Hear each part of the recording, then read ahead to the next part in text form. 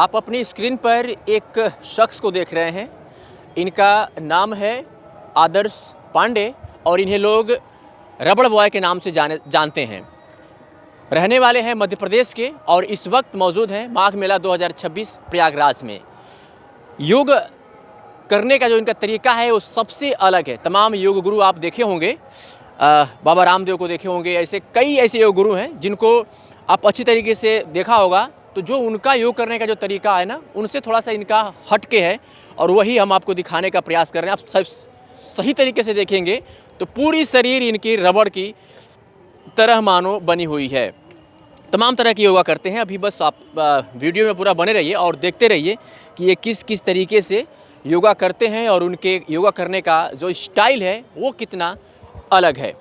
बातचीत भी करेंगे इनसे और जानने समझने का प्रयास करेंगे कि कब से कर रहे हैं। और ख़बर ये भी है कि इनको मध्य प्रदेश के उप मुख्यमंत्री भी सम्मानित कर चुके हैं। इनके नाम कई अवार्ड भी हैं। तो फिलहाल आप देखते रहिए और हम बातचीत करके इनसे पूछेंगे और जानने समझने का प्रयास भी करेंगे। फिलहाल जो तस्वीरें हैं वो आपको हम दिखा रहे हैं। देखिए, बिल्कुल रबड़ की तरह एकदम जैसे ना यूँ शरीर को कहीं से भी ये मोड़ दे रहे हैं। और इसके पीछे का जो इनकी मेहनत होगी ना वो बहुत ही कठिन होगी, तब जा कर के इन्होंने इस तरीके का मुकाम हासिल किया है। लोग कहते हैं ना कि कामयाबी देखते हैं लोग, तमाम ऐसे लोग होते हैं जो कामयाबी देखते हैं कि ये वायरल है, बहुत पैसे कमा रहा है, लेकिन जो उसके पीछे की जो कहानी होती है, जो मेहनत होता है ना, उस पर किसी का नज़र नहीं जाता। तो वो भी हम जानने समझने का प्रयास करेंगे। फ़िलहाल आप देख सकते हैं कि किस तरीके से ये पूरे शरीर को रबड़ की तरह बिल्कुल इस कड़कड़ाती ठंड में नदी किनारे, गंगा माँ के किनारे किस तरीके से बिल्कुल अपने आप को मोड़ दे रहे हैं। इन्हें देखने के लिए आसपास के लोग भी इकट्ठा हैं, साधु महात्मा भी हैं। ये देखिए, बिल्कुल एक पैर को पूरी तरीके से पीछे कर देना साफ तौर पर ये बताता है कि इसके पीछे कितनी मेहनत लगी होगी और ये किस तरीके से ये अपने आप को, अजब कला है या मेहनत कहा जाएगा इसको। ये कोई जादू नहीं है कि मतलब इस तरीके से इसके पीछे बड़ा इन्होंने मेहनत किया होगा और यही वजह है कि इस तरीके से ये कर पा रहे हैं। आप वीडियो को देखते रहिए और हम थोड़ा सा यहाँ पे कुछ महात्मा लोग हैं, इनसे बातचीत भी करते हैं। देख करके क्या लग रहा है आपको?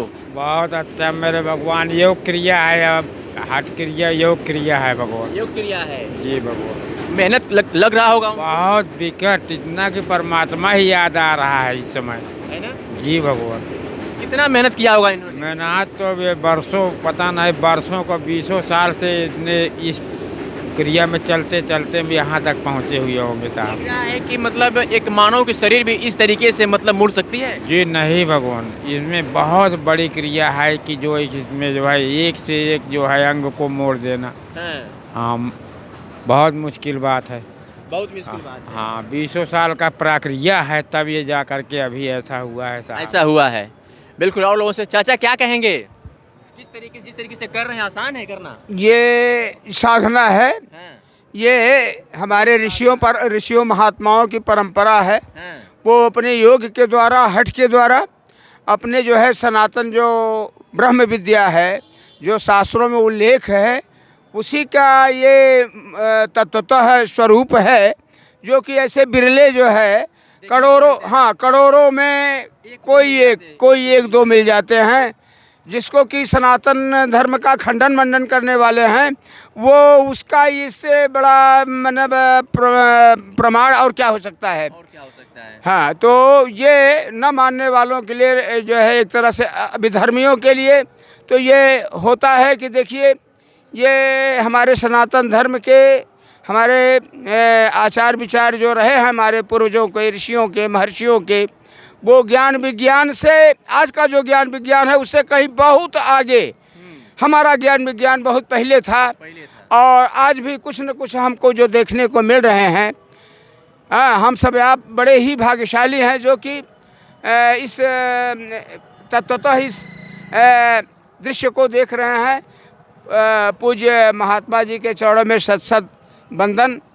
देखिए देखिए देखिए, ये आश्चर्यचकित मतलब देखने में लग रहा है। ऐसा कभी बहुत अच्छी चीज़ आप बता, बिल्कुल आश्चर्यचकित है। योग विद्या है, हठ विद्या है और जो इसको उन्होंने सिद्ध किया है अपने तप के बल से, अपने साधना हठ योग के बल से इन्होंने ऐसा अभ्यास करते हुए प्राप्त किया है। अच्छा, ये जैसे हम देख पा रहे हैं, तो जैसे अब इस तरह की जो आपकी अवस्था है ना, ऐसे ऐसे मतलब कभी ये ऐसे इसको ऐसे समझे कि मनुष्य जो चाहे वो कर सकता है। बिल्कुल, मनुष्य के लिए हठ विद्या, योग विद्या, साधना, तप, यही सब कुछ है। यही सब कुछ है। यही सब कुछ हमारा पूरा ये मार्ग मेरा बसा हुआ है। सारे लोग अब तपस्या करने के लिए, सिद्धि प्राप्त करने, हठ योग करने के लिए भिन्न भिन्न प्रकार के रूपों में आप देखेंगे यहाँ जो तमाम लोग आए हैं, ऋषि महर्षि साधक, उनको भिन्न भिन्न रूपों में आप देखेंगे और वो दर्शन करें, वो अपने हठ विद्या करें। देखिए कला इनकी, पंडित जी की, इनकी महाशय की देखिए, ये हठ योग इनका है और इसके द्वारा इन्होंने प्राप्त किया है। कितना समय लगा होगा इस तरीके से? अब इसके करने में काफ़ी समय लगा, काफ़ी हठ योग है ये, और काफ़ी साधना करनी पड़ी होगी, मेहनत करना पड़ा। अगर 10 साल, 5 साल, 15 साल कुछ भी लग सकता है, जितना इन्होंने समय अपने आप में डिवोट किया होगा वो इनको मिला होगा। बिल्कुल रबड़ की तरह इस शरीर को रबड़ की तरह देखिए, पूरी शरीर को जिस तरह का चाहे उस तरीके से घुमा रहे हैं।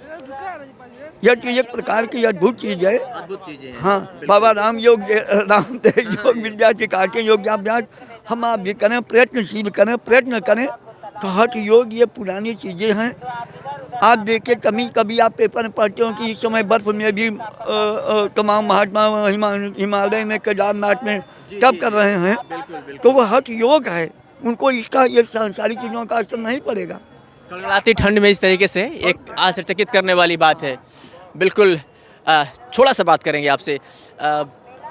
इतनी कड़कड़ाती ठंड में इस तरीके से आप योग कर रहे हैं, तो क्या योग करने के बाद आपको ठंड लग रही है या फिर मतलब सब कुछ खत्म है? नहीं, योग करने वाले को, साधक जो होता है, तो थोड़ा सा प्रॉब्लम होती है। जब वो परिपक्व हो जाता है तो उसको फिर सब नॉर्मल लगने लगता है। जैसे अभी मेरे को नॉर्मल लग रहा है। अभ्यास वैराग्य तन निरोध है। अभ्यास ही वैराग्य है।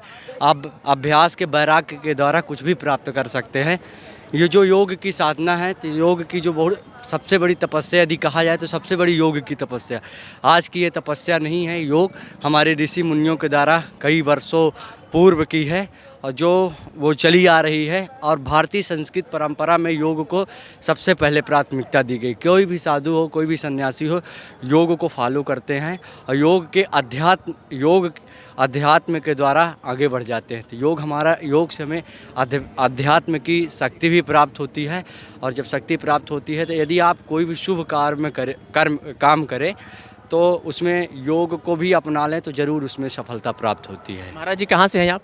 मैं मध्य प्रदेश रीवा जिले का हूँ। प्रदेश से। हमने आपके बारे में थोड़ी सी एनालिसिस की तो पता चला कि आपको मध्य प्रदेश के उप मुख्यमंत्री ने आपको सम्मानित किया है। हाँ, मेरे यहाँ के उप मुख्यमंत्री राजेंद्र शुक्ला जी ने सम्मानित किया। परम पूज्य स्वामी जगत गुरु विद्या भास्कर जी हमारे गुरु जी हैं, उनको दंडवत करना चाहूँगा। उन्होंने में उनके सभी गुरुओं के द्वारा, रामानुज संप्रदाय के जगत गुरुओं के द्वारा मुझे सम्मानित किया गया था। कब आपको रबड़ बॉय की उपाधि मिली? कब से लोग आपको जानते हैं कि आप एक रबड़ बॉय हैं? ये जब महाकुंभ में वो हुआ था तो 2025, इसके पहले भी मैं युवाओं को हर जगह संदेश दे रहा था ऐसे योग करके। तो सभी मीडिया कर्मियों ने हमें इसकी उपाधि दे दी थी कि आप रबड़ बॉय हैं। कितने दिनों की मेहनत है इस तरीके से शरीर को बिल्कुल यूँ मतलब स्टेबल कर देना, मोड़ देना, बिल्कुल स्टेज की तरह कर देना? तो कितने दिनों की मेहनत है इसके पीछे की? लोग तो आपको देख रहे हैं कि मतलब ऐसे ऐसे कर दे रहे हैं, लेकिन क्या इसके पीछे का जो परिश्रम है कितना दिनों का है? ये मेरा 8 साल में योग का अभ्यास कर रहा हूँ। मैं ये योग का अभ्यास जब मैं शुरू किया था तो अपने बड़े भाई गीता प्रसाद पांडे से किया था। और फिर ये पूरा योग की जो मैंने कठिन आसन मैंने सीखे हैं, मैं शुभम शर्मा जी हैं उज्जैन के, उनके माध्यम से मैंने सीखा था। मेरे ये 8वां वर्ष हो गया, ये 9वां वर्ष चलने लगा है इस तपस्या का। कितने प्रकार के योग कर लेते हैं आप? मैं जितने भी हठ योग के हैं वैसे तो मैं 85-86 आसन पूरे कर लेता हूँ। और वैसे हमारे योग परंपरा में तो 84 लाख आसन है। 84 में योनियों में 84 लाख आसन है। फिर उसके बाद मुख्यतः 32 आसन है किरण संहिता में। फिर उसके मुख्यतः 4 आसन हैं। फिर वो एक आसन है सिद्धांत पंडित।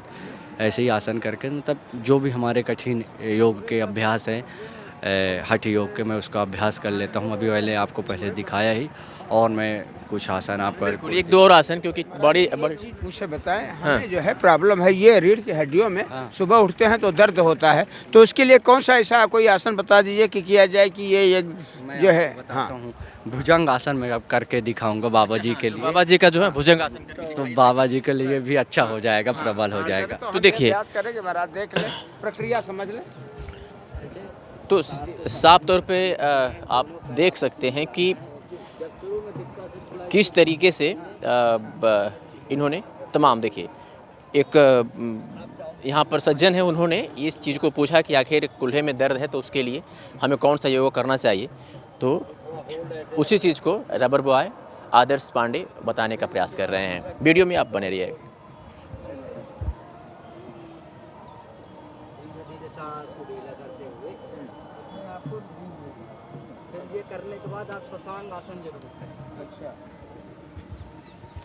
आपको रिलीफ मिलेगा इससे जब, हाँ, इसका अभ्यास आप करें। चाहिए तो हमने हालांकि बहुत से हैं इनके, लेकिन थोड़ा सा ही इस वीडियो के माध्यम से आपको दिखाने का प्रयास कर रहे हैं। लेकिन ये देखिए, पूरी तरीके से शरीर को बिल्कुल उलाट देना, ये अपने आप में एक बिल्कुल आश्चर्यचकित करने वाली बात है। तो आप साफ तौर पर देख सकते हैं, और आप भी योग करते रहिए, इसके अनेकों लाभ हैं। ये देखिए, ये महात्मा दीक्षांत कोई है? आप वहीं रख दीजिए, यहीं बगल में रख दीजिए। अभी वो हैं हाँ? ये साथ में ही है, महात्मा जी के साथ में ही है। हम तब तक उनसे बात करते हैं, 1 मिनट। क्या कहेंगे आप इनके बारे में? बहुत सुंदर, बहुत अच्छी। बहुत सुंदर। लगता है इतना करना आसान है?